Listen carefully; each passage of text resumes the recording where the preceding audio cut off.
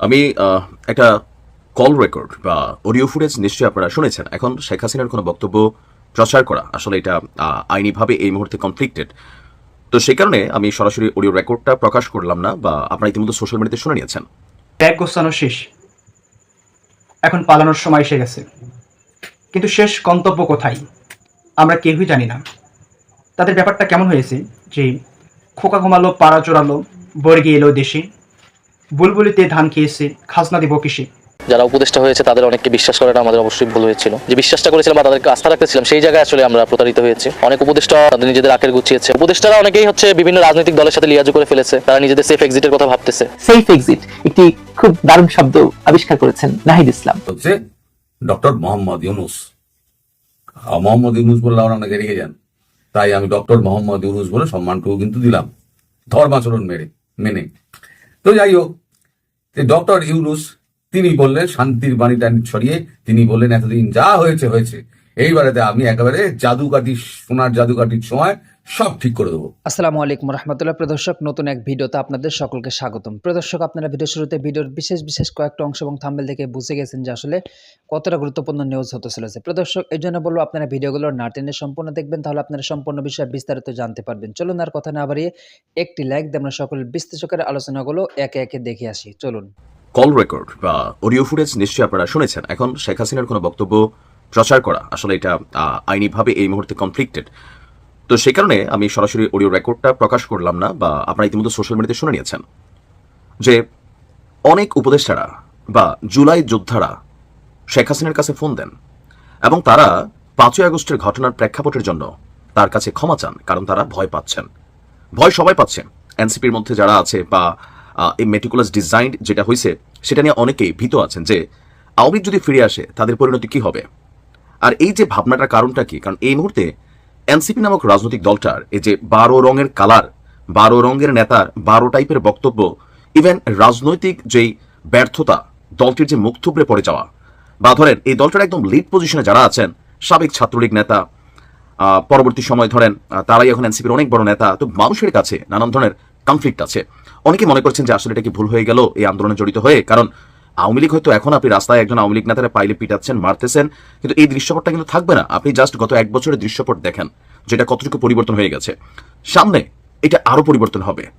এখন ডক্টর ইউনূসের সরকার আছে, এই জন্য সবকিছু ওভার স্পিডি আওয়ামী লীগের ইস্যুতে, কিন্তু পরবর্তী সময় রাজনৈতিক দল হিসেবে যারাই আসুক, বিএনপি আসুক, জামাত আসুক, আপনার পলিটিক্যালি একটা সহনশীল পর্যায়ে আপনার আওয়ামী লীগ কিন্তু তার পরিস্থিতি পাবে রাজপথে বা বিভিন্ন জায়গায়। এখন যতটা হচ্ছে ততটা হবে না।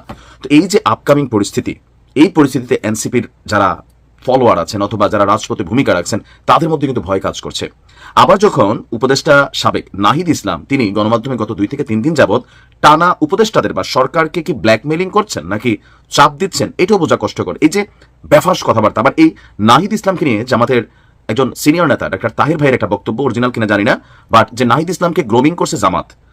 এখন মানুষের মধ্যে কিন্তু এগুলো কনফ্লিক্ট তৈরি করে যে তাহলে এই যে আন্দোলন আমরা দেখলাম 10 দফা 1 দফা সরকার পতন, মানে কোথায় থেকে কোথায় কানেক্টেড। এখন সময়ের বিবর্তনে রাজনৈতিক নেতাদের বিভিন্ন বক্তব্যে বা এই যে উপদেষ্টাদের বা এই এনসিপির নেতাদের বিভিন্ন বক্তব্যে মানুষের মধ্যে একাংশ এখন বিশ্বাস করতে শুরুই করছে যে ওই আন্দোলনটা কোটা আন্দোলন ছিল না, এবং কি এখানে অনেক কিছু যা আমরা দেখেছি মেবি এটা মেটিকুলাস ডিজাইন। আর ডক্টর ইউনূস নিজেই পার্ট অফ মেটিকুলাস ডিজাইন, কারণ বিশ্বমঞ্চে তার এই বক্তব্য মেটিকুলাস শব্দটার যে বাংলা আবিধানিক অর্থ হচ্ছে সুপরিকল্পিতভাবে, সুদক্ষভাবে কোনো কাজকে সফলমণ্ডিত করা। এখন শব্দগত ভুল তিনি ব্যবহার করছেন কিনা জানি না। এরপর তিনি মাহফুজকে সামনে আনলেন, এরপর আন্দোলনের মাস্টারমাইন্ড হিসেবে পরিচয় করাই দিলেন। তো সকল কিছু মিলিয়ে সর্বশেষ উপদেষ্টা নাহিদ যখন বললেন, সাবেক উপদেষ্টা এনসিপি নেতা যে সেফ এক্সিটের কথা ভাবছেন অনেকেই বিএনপির সাথে তলে তলে সেট আপ করে ফেলতেছেন। তো ভাই, এগুলা নিয়ে তো মানুষের মধ্যে টেনশন তৈরি হচ্ছে। আপনি যদি কোনো উপদেষ্টারা যারা লুটপাট করছে, যারা এই আন্দোলনের সাথে ভিট্রে করছে, বিশ্বাসঘাতকতা করছে, আপনি তো এটার প্রমাণ দিতে পারতেছেন না। কারা? আপনি বলতেছেন সময় হলে। সময় কি আপনার হবে? আপনাদের মন মতোই সব সময় হবে? আপনাদের কথাকে জাতি বারবার রাস্তায় নামবে? ডাক দিয়ে দেখেন তো।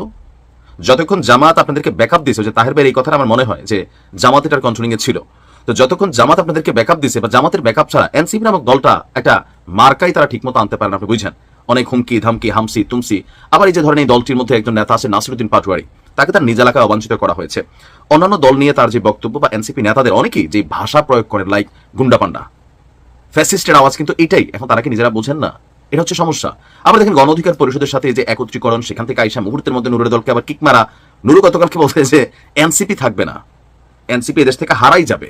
সাংবাদিক ইলিয়াস মনে করছেন এনসিপি বিকাশ পার্টির মতন হবে, বিকাশ পার্টি আবার মনে করতেছে এনসিপির অবস্থা তাদের মতো থাকবে না, কারণ এরা অল্প পানির মাছ বেশি পানিতে পড়ছে। মেইনলি হয়েছে কি, শেখ হাসিনার যে দাবিটা বা অডিওটা ভাইরাল হচ্ছে, এটা অনেকে বিশ্বাস করছেন।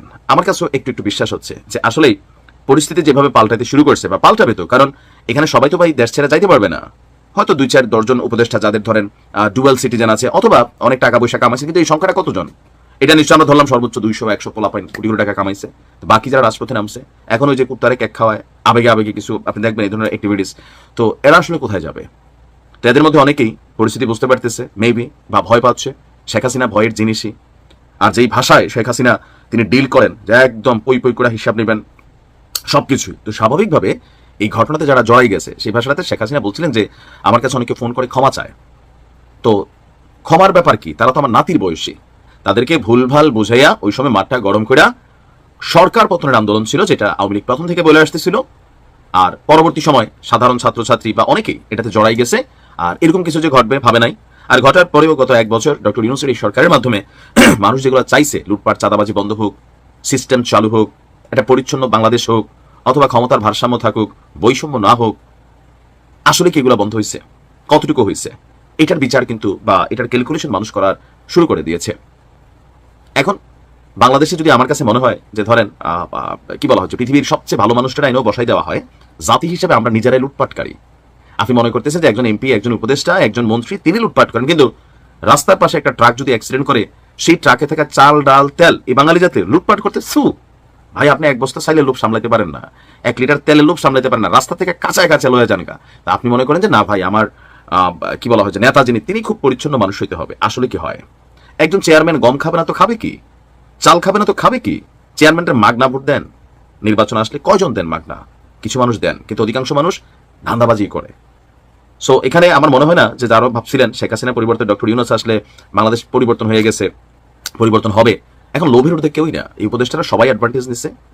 তারপরে বাংলাদেশ হয়তো একটা অংশে অনেক জায়গায় আমরা সফল আছি, বাট মানুষের যে এক্সপেকটেশন ছিল রাতারাতি বাংলাদেশ আমেরিকা হয়ে যাবে, এক গোছানো শেষ, এখন পালানোর সময় এসে গেছে। কিন্তু শেষ গন্তব্য কোথায় আমরা কেউই জানি না। তাদের ব্যাপারটা কেমন হয়েছে যে খোকা ঘুমালো, পাড়া চোরালো, বর্গি এলো দেশে, বুলবুলিতে ধান খেয়েছে, খাজনা দিব কিসে। আজকে বাংলাদেশের অন্তর্বর্তী সরকারের উপদেষ্টাদের কার্যক্রম এমন হয়েছে যে তারা বর্গের মতো আচরণ করতে শুরু করেছে। দেশের ভিতর এসে যা মন চাচ্ছে লুটে পুটে নিয়ে চলে যাচ্ছে। এগুলো আমাদের কথা না, এগুলো তাদের সহযোদ্ধাদের কথা। তাদেরই একসময় সহযোদ্ধা ছিলেন নাহিদ ইসলাম, তাদের সাথেই একসাথে বৈঠক করেছেন, একই টেবিলে নাস্তা করেছেন এবং একই সচিবালয়ে কাজ করেছেন। তো এই প্রশ্নগুলো তো সাধারণ জনগণ তোলেনি, তাদেরই সহযোদ্ধা তুলেছেন। বাট এই প্রত্যেকটা বিষয়ের কিন্তু একদিন হিসাব হবে, অক্ষরে অক্ষরে এদেশের আপামর সাধারণ খেটে খাওয়া পেশাজীবী শ্রমজীবী মানুষ কিন্তু হিসাব নেবে। তারা যে লুটতরাজ শুরু করেছে, দেশের মানুষকে ধোঁকা দিয়ে, দেশের মানুষকে ফাঁকি দিয়ে দেশ থেকে প্রচুর অর্থ বিদেশে পাচার করতেছে, সবগুলো কিন্তু গণমাধ্যমে আসতেছে। এদেশের মানুষের বিবেক বুদ্ধি খুলে যাচ্ছে যে আসলে তারা কোন লেভেলের মানুষ ছিল, কোন লেভেলের মস্তিষ্ক ছিল। বাস্তবিক প্রেক্ষাপটে তারা জনগণের সরকার হতে পারেনি, জনগণের নেতা হতে পারেনি। এদেশের জনগণ প্রায় 2000 মানুষের রক্তের উপর দিয়ে তাদের ক্ষমতায় বসেছিল।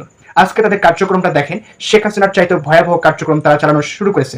আপনি কি মনে করেন যে এই ফেব্রুয়ারিতে যদি ইলেকশন হয় তারপরে এই সরকার নিরাপদ থাকবে, নিশ্চিত থাকবে? তার গ্যারান্টি কি? কোনো গ্যারান্টি কি আছে? নেই। আজকে দেখেন যে তাদের আরেক সহযোদ্ধা, বলা চলে যে একসময় ডান হাত, ইলিয়াস হোসাইন যুক্তরাষ্ট্র থেকে কিন্তু প্রতিবাদ শুরু করেছে এই অন্তর্বর্তী সরকারের বিরুদ্ধে, যে তারা যেভাবে লুটতরাজ করেছে।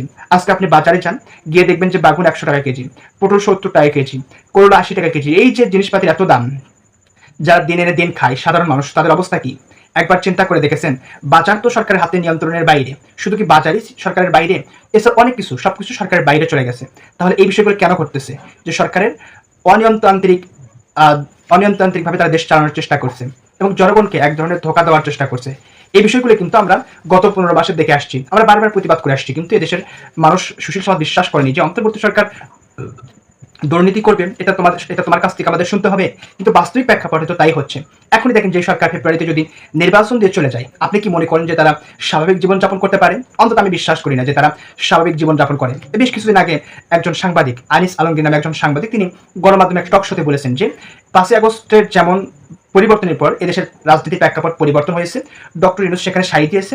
এখনই ওই ফেব্রুয়ারিতে যদি ইলেকশন হয়, কোনো একটা দল ক্ষমতায় আসলো, ক্ষমতায় আসার পরে দেখবেন যে প্রত্যেকটা গ্রামীণ ব্যাংকে হামলা হবে, গ্রামীণ বিশ্ববিদ্যালয়ে হামলা হবে, ডক্টর ইউনূসের বাড়িতে হামলা হবে। এভাবে কিন্তু তিনি এক ধরনের তীব্রভাবে বলেছেন। কেন তিনি বলেছেন যে অন্তর্বর্তী সরকার যে কার্যক্রম তারা এতটুকুই আশা করে, সেই এই বিষয়গুলি তাদেরকে বলতে হচ্ছে। এগুলো কিন্তু চলছে রাজনীতির মাঠে। শুধু তাই নয়, যে সরকারের যে একটা অমানবিকতা, সরকারের যে একটা হিংস্রতা, প্রতিহিংসার আগুন দাউ দাউ করে বাংলাদেশের মানুষের মাঝে জ্বলিয়ে দেওয়া, এই কাজটা কিন্তু সরকার খুব ভালোভাবে করেছে। এটা আপনি সবাই বিশ্বাস করি যে সরকার খুব দক্ষতার সাথে, সফলতার সাথে এই কাজটা এত ভালোভাবে করেছে। আজকে দেখেন, বিএনপির সাথে জামাতের মিল নেই, জামাত বিএনপির সাথে আওয়ামী লীগের মিল নেই। তিনি সর্বপ্রথম এসে রাজনৈতিক দলগুলোর মাঝে একটা গ্যাঞ্জাম সৃষ্টি করেছে, যে তারা এদিকে গ্যাঞ্জাম করবে আর ওই দিক থেকে ডক্টর ইউনূসের যে প্রশাসন রয়েছে সমস্ত কিছু লুটে পড়ে নিয়ে শেষ করবে। আজকে দেখেন, ইলিয়াস হুসাইন তিনি প্রতিবাদ করতে শুরু করেছেন, যেটা একটা দুর্বল সরকার।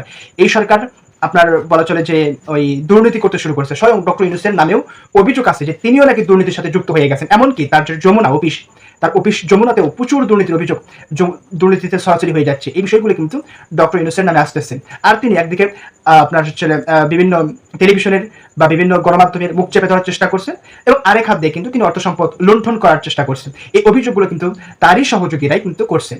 এখন এই যে গত দুদিন ধরে মানব জামিনে একটা রিপোর্ট বের হয়েছে, সেই রিপোর্টে অনেক কিছু প্রকাশ করা হয়েছে। শেষে একটা বলা হয়েছে যে 80 কোটি টাকার দর নিয়োগ করা হয়েছে, মানে একজনকে নিয়োগ দেওয়া হবে, সেটার মূল্য নির্ধারণ করা হয়েছে 80 কোটি টাকা। যে 80 কোটি টাকা দিলে একজন প্রশাসনকে সেই গুরুত্বপূর্ণ দায়িত্ব দেওয়া হবে, মানে এই প্রশাসনিক ক্যাডার থাকে না, এরকম একজন লোককে সেই দায়িত্ব দেওয়া হবে, গুরুত্বপূর্ণ ব্যক্তি। তিনি সেখান থেকে অনেক কিছু ইনকাম করতে পারবেন। তার দায়িত্ব হচ্ছে যে এই দেশ থেকে অনেক কিছু পাচার হবে, তিনি বাধা দিতে পারবেন না। তার নির্ধারণ করা হয়েছে 80 কোটি টাকা। যদি তিনি ওই জবে বা ওই চাকরিতে 80 কোটি টাকাতে ঢোকেন, তাহলে তাকে কত কোটি টাকা ইনকাম করতে হবে? অন্তর্বর্তী সরকার তো লিমিট আছে মাত্র 2-3 মাস। ধরেন ফেব্রুয়ারিতে যদি ইলেকশন হয়, আপাতত ধরেন 3-4 মাস আছে। এই 3-4 মাসে তাকে 80 কোটি টাকার উপরে ইনকাম করতে হবে, তাহলে তো তার লস হয়ে যাবে। এখন তিনি এক জায়গায় 80 কোটি টাকা দিয়ে একটা চাকরিতে ঢুকবেন, ঢোকার পরে তার যদি লস হয়ে যায়, তাহলে কি তিনি সেই জায়গায় থাকবেন না। এখন তিনি এই ভয়টাও পাচ্ছে যে আমাদের সেফ এক্সিট নিয়ে ভবিষ্যতে কি হবে। আমি যদি 80 কোটি টাকা দিয়ে সেই চাকরিতে ঢুকি, তাহলে তো ভবিষ্যতে নির্বাচিত একটা সরকার এসে আমার বিচার করবে। অন্তর্বর্তী সরকার তো বিচার করবে 100%, আপনি বিশ্বাস করে রাখেন। যে কোনো সরকার আসুক, জামাত আসুক, বিএনপি আসুক এবং আওয়ামী লীগ আসুক, যে কোনো সরকারে আসুক, এদের বিচার করবে আগে। কেননা সরকার লুণ্ঠন করেছেন। এখন এই উপদেষ্টাদের মধ্যেই নাকি গোপনে আলোচনা চলছে যে তারা কোথায় পালাবে, সেফ এক্সিট কিভাবে নেবে। কেউ বিএনপির ঘাড়ের উপর বসেছে, কেউ জামাতের ঘাড়ের উপর বসেছেন, আবার কেউ শুনলাম যে আওয়ামী লীগের ঘাড়ের উপর বসেছে, যে এই 3টা দলের উপর পাড়া দিয়ে তারা একটা সেফ এক্সিট চায়, তারা একটা সুস্থ জীবন চায়। বাস্তবিক প্রেক্ষাপটে তো তারা সুস্থ জীবন ধারার যে মান, সেটা হারিয়ে ফেলেছেন। ভবিষ্যৎ যে জীবন থাকবে তাদের যে বাঁচার যে স্টাইল, এটা খুব একটা সুবিধা হবে না, যতটুকু আমি অনুমান করতে পারছি। যে এই ভবিষ্যৎটাই হচ্ছে তাদের জন্য অন্ধকার হয়ে আসছে। আর এই বিষয়গুলো তারা বুঝতে পারার ফলে কেউ বিএনপিতে চলে যাচ্ছে, কেউ জামাতে, কেউ আপনার বলে আওয়ামী লীগে চলে যাচ্ছে। এখন এনসিপিকে সবাই ডুবিয়ে দিয়ে যাচ্ছে, তলিয়ে দিয়ে যাচ্ছে। যে কেন?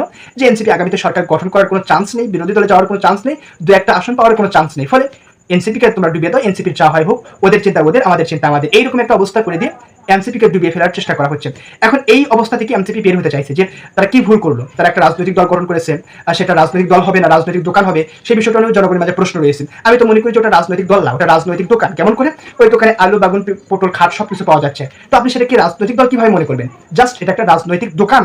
এই দোকান করে তারা পালিয়ে চলে যেতে চাইছে। এখন এই যে উপদেষ্টারা তারা সেফ এক্সিট নেওয়ার চেষ্টা করছেন। এখন দেখেন, নির্বাচিত সরকার আসলে প্রত্যেকের থলি থেকে ওই যেগুলো তারা অর্থ ইনকাম করেছে সবগুলো কিন্তু কেড়ে নেওয়া হবে। সাথে উপদেষ্টার সাথে সাথে এই যে সমন্বয়ক যারা ছিল, এনসিপির নেতাকর্মীরা যারা ছিল, এরাও কিন্তু রেহাই পাবে না। যে কোনো সরকার আসুক ভাই, বিএনপি আসুক, জামাত আসুক, আওয়ামী লীগ আসুক, সব এদের বিচার করবে। যেভাবে তারা লুণ্ঠন শুরু করেছেন, অনেক প্রমাণ কিন্তু হাতে কিন্তু আসতে শুরু করেছেন।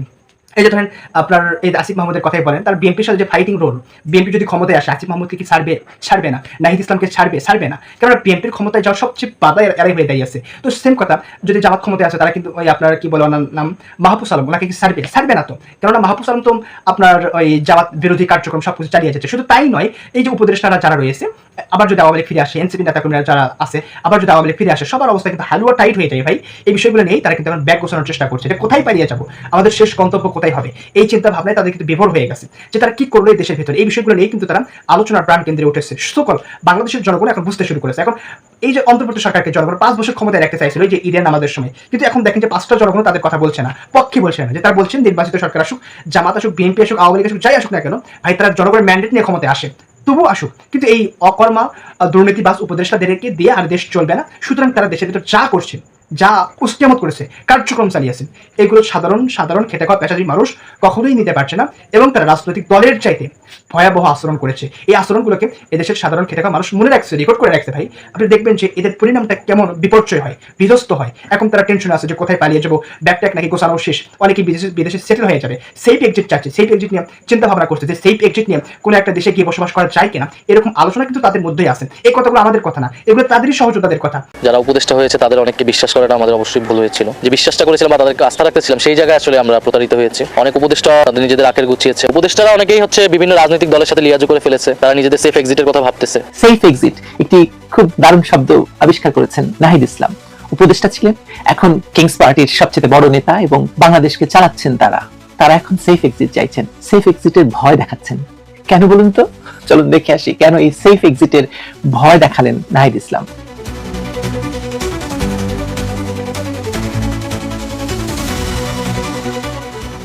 সেফ এক্সিটের ভয়টা কোথা থেকে এলো? যখন কোনো ক্ষমতাসীন গোষ্ঠী সেফ এক্সিট নিয়ে চিন্তা শুরু করে তখন বোঝা যায় তারা জানে খেলা শেষ, খেলা আসলে শেষ। তারা জানে ক্ষমতা চিরস্থায়ী নয়, আর বিচার একদিন ফিরেই আসে, বিচার হয়। এখন যারা মঞ্চের আলোয় দাঁড়িয়ে সংস্কারের কথা বলছেন তারাও ভেতরে ভেতরে বুঝে ফেলেছেন একটা ঝড় আসছে। ১/১১ কথা স্মরণ করি, ১/১১ সময়কার ঘটনাগুলো আপনি মনে করুন। তখনকার সেনা সমর্থিত সরকারের প্রধান উপদেষ্টা এবং সেনাপ্রধান দুজনেই দেশে ফিরতে পারেনি। সেই যে গেছেন নির্বাসনে, মানে আর তারা ফেরেননি। নির্বাসনই হয়েছে তাদের শেষ আশ্রয়। ইতিহাসের রায় কিন্তু খুব পরিষ্কার, অবৈধ ক্ষমতার দায় থেকে কেউ বাঁচে না, যত বড় নামই হোক না কেন। তাদের পেছনে বিদেশিরা ছিল। আপনারা জানেন কিনা জানি না, তখন যুক্তরাজ্যের হাই কমিশনার ছিলেন একজন বাঙালি, আনোয়ার চৌধুরী, এবং জাতিসংঘের যিনি রেসিডেন্ট ছিলেন বাংলাদেশে, রেনেটা, তিনি, তারা দুজন সেনা সদরে এত বেশি যাতায়াত করেছিলেন যে বলা হয় যে ৪২ বার তারা সই করেছিলেন সেনা সদরে যাতায়াতের। এবং একই ঘটনা ঘটছে এখনো। আপনি খেয়াল করে দেখুন যে জাতিসংঘের যিনি এখনকার প্রেসিডেন্ট আছেন তিনিও রাজনৈতিক দলগুলোর সাথে যোগাযোগ করছেন, রাজনৈতিক দলগুলোর সঙ্গে বৈঠক করছেন, এবং সেই সময় রেনেটার গাড়ির পেছনে পাওয়া গিয়েছিল কোটি কোটি টাকা, কিন্তু সেটি আলোচনায় আসেনি তেমন ভাবে। এখনো তাই হচ্ছে। এখনো বাংলাদেশে নিযুক্ত জাতিসংঘের রেসিডেন্ট বলে দিচ্ছেন যে কে সরকার গঠন করবে পরবর্তীতে, এবং তিনি পররাষ্ট্রমন্ত্রীও নির্ধারণ করে দিচ্ছেন। ভালো ভালো না? আজকের উপদেষ্টারাও ঠিক একই জায়গায় এসে দাঁড়িয়েছেন, সেই ১/১১ সরকারের মতো। তারা জানেন যদি কোনো নির্বাচিত সরকার ফিরে আসে তাহলে রাষ্ট্র দখল, ক্ষমতার অপব্যবহার, এমনকি সহিংসতার দায়ে তাদের বিরুদ্ধে মামলা তো হবেই, বিচারও হবে। প্রশ্নটা এখন শুধু সময়ের, কে আগে পালাবে আর কে পরে পালাবে, কে কাকে সেফ এক্সিট দেবে। নোবেল বিজয়ী ডক্টর ইউনূস কি বিদেশে গিয়ে রাজনৈতিক আশ্রয় চাইবেন? সেনাপ্রধান ওয়াকারুজ্জামান, আইন উপদেষ্টা আসিফ নজরুল, মানবাধিকার কর্মী আদিলুর রহমান শুভ্র, এদের কেউই সহজে রেহাই পাবেন না। কারণ অভিযোগ শুধু ক্ষমতা দখলের নয়, রাষ্ট্রযন্ত্র ব্যবহার করে ভয়ঙ্কর অন্যায়েরও। এই জায়গায় এসে নাহিদ ইসলামরা আসলে ভয় পেয়ে গেছেন। ভয় এমন যে তার নিজ দলের উপদেষ্টারাই হয়তো একসময় পালিয়ে যাবেন আর তাদের ফেলে রেখে নিজেরা সেফ এক্সিট নেবেন। নাহিদের ভিতরে এই ভয়টা ধরে গেছে যে তারা যদি পালিয়ে যায় তাদের কি হবে। যে উপদেষ্টাদের কথা বলছেন যে তারা যারা সেফ এক্সিট করছেন তাদের কথা কেন আসলো? নাহিদ নিশ্চয়ই ভয় পাচ্ছেন যে তাদেরকে ফেলে, নাহিদ ইসলাম, সাজিস, হাসনাত, এদেরকে ফেলে এই উপদেষ্টা সেফ এক্সিট নিয়ে পালিয়ে যাবেন। তাই নাহিদ ইসলাম এখন মুখ খুলেছেন। তিনি বলছেন অনেক উপদেষ্টা নিজেদের আখের গুছিয়ে নিয়েছেন। এই কথাটা কি শুধু হতাশা? আত্মরক্ষার আওয়াজ। তিনি নিজেও জানেন যে পালানোর সুযোগ সবার জন্য থাকবে না। বস্তুত এখন যারা উপদেষ্টা বা ক্ষমতার কাছাকাছি তারা কেউই পরিষ্কার অবস্থানে নেই।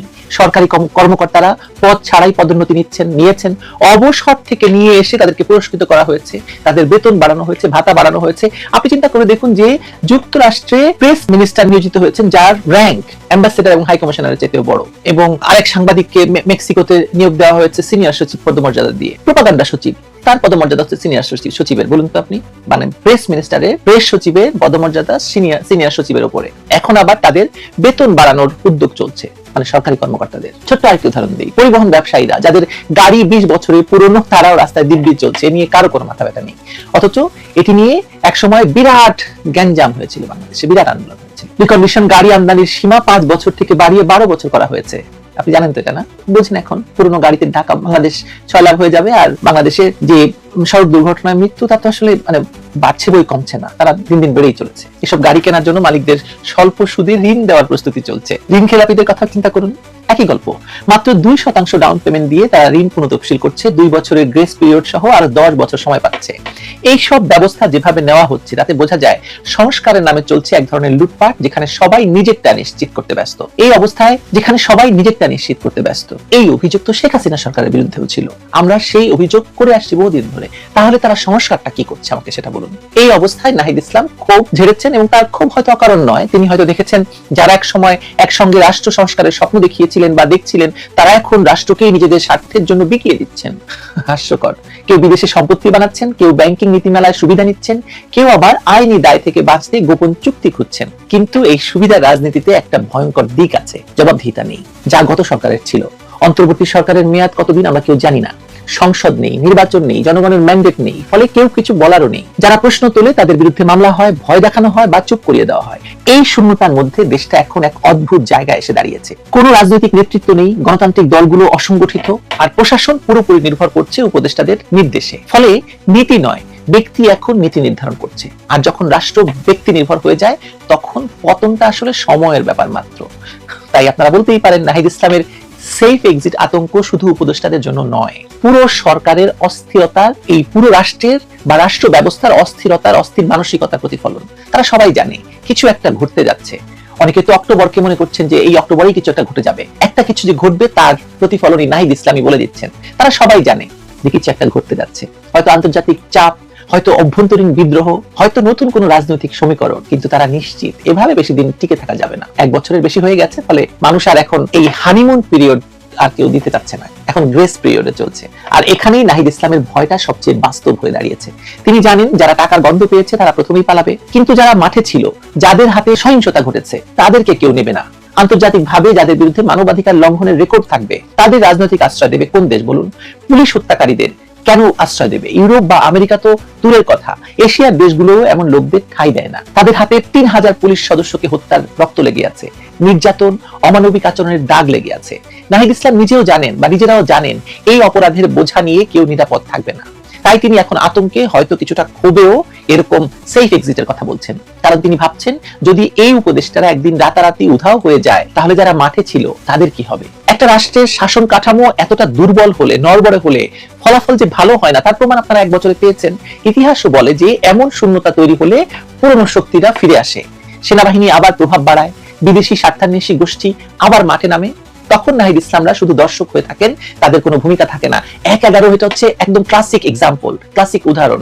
1/11 সময়ে যখন দেখলো যে সেনা সমর্থিত সরকার আর পারছে না, তখন বিদেশিরা আবার তাদের সুর ঘুরিয়ে ফেললো। তারা অংশগ্রহণমূলক নির্বাচনের কথা বললো, সুষ্ঠু নির্বাচনের কথা বললো, ভোটার তালিকা সংশোধনের কথা বললো। তারা তখন আবার রাজনৈতিক নেতৃত্বের কাছে ফিরে গেল। আপনি দেখতে পাচ্ছেন না, একই ঘটনা এখনো ঘটছে। এখনো এই জাতিসংঘের রেসিডেন্ট যিনি আছেন, বিদেশি দূতাবাসের অ্যাম্বাসেডাররা, হাইকমিশনাররা এখন ঘন ঘন দেখা করছেন রাজনীতিবিদদের সাথে, জামাতের সাথে দেখা করছেন। জামাতের আমিরের বাড়ি তো মনে হয় যেন আরেকটি কাশিম বাজারের কুঠি হয়ে গেছে। সমস্ত বিদেশিরা গিয়ে সেখানে এখন কথা বলছেন। আর যারা নিজেদের সংস্কারক মনে করছেন, কাল তারাই হয়তো বিচারাধীন হবেন। মানে এটা আসলে প্রমাণ হচ্ছে নাহিদের কথায়। আর যারা নির্বাসনের ভয় পাচ্ছেন, তাদের জন্য ইতিহাসে জায়গা থাকে না। কারণ রাষ্ট্র দখল, ক্ষমতার অপব্যবহারের আর নির্যাতনের দায় কখনো মুছে যায় না। নাহিদ ইসলামের এই কথাগুলো তাই নিছক অভিযোগ নয়, বরং এক ধরনের আত্মস্বীকারোক্তি। তিনি জানেন এই সরকারের ভেতরে এখন আর কোনো ঐক্য নেই, আছে শুধু ভয় আর স্বার্থের হিসেব, কে কতটা ভাগ পাবে আর তা নিয়ে ব্যাগ গুছিয়ে চম্পট দেবে। এখন আপনি প্রশ্ন করতেই পারেন যে নাহিদ ইসলাম যদি বাকিদের সেফ এক্সিটের কথা বলে থাকে, নাহিদ ইসলামদেরকে সেফ এক্সিট কে দেবে? হাসনাত, সার্জিস, তাদেরকে সেফ এক্সিট কে দেবে বলুন? উত্তরটা খুব সোজা, কেউ না। কারণ যারা রাষ্ট্রের দায় এড়িয়ে চলে, তারা শেষ পর্যন্ত ইতিহাসের দায়ও এড়াতে পারে না। প্রিয় দর্শক, আপনারা একে একে সকল বিশ্লেষকের বক্তব্যগুলো শুনলেন। অবশ্যই আপনারা বুঝতে পারছেন যে আসলে কতটা গুরুত্বপূর্ণ নিউজ ছিল। প্রিয় দর্শক, যেহেতু আপনারা সম্পূর্ণ ভিডিও দেখে ফেলেছেন, অবশ্যই কিন্তু আপনারা বুঝতে পারছেন। যদি আপনাদের কিছু বলার থাকে অবশ্যই কমেন্ট বক্সে জানিয়ে দিবেন। আরও এরকম নিত্য নতুন আপডেট নিউজ পেতে আমাদের নিউজ চ্যানেল লিখা সেই চ্যানেলটি সাবস্ক্রাইব করে পাশে থাকবেন। ধন্যবাদ।